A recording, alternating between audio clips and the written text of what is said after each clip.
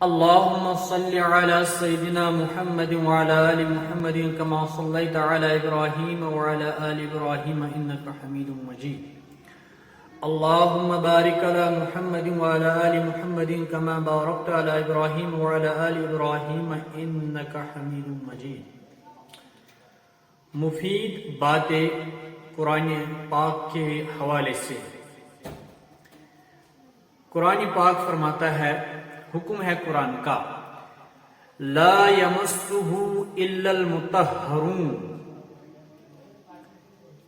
لہذا بغیر وضو ہرگز قرآن پاک کو نہ چھوا جائے نہ ٹچ کیا جائے. قرآن حکیم ہی کہتا ہے لا یمسہ الا المطہرون، میرے ساتھ ٹچ مسا یعنی وہی کرے جو پاک و صاف ہو. الا المطہرون، شرط یہ ہے جو انسان پاک و صاف ہو. لہذا پاکی قرآن کے حوالے سے نہایت ضروری ہے. اور دوسرا حکم قرآن حکیم کا یہ ہے، ارشاد باری تعالیٰ ہے فَإِذَا قَرَأْتَ الْقُرْآنَ فَاسْتَعِذْ بِاللَّهِ مِنَ الشَّيْطَانِ الرَّجِيمِ. قرآن پاک سٹارٹ کرنے سے پہلے، شروع کرنے سے پہلے ہمیں پڑھنا چاہیے اعوذ باللہ من الشیطان الرجیم بسم اللہ الرحمن الرحیم.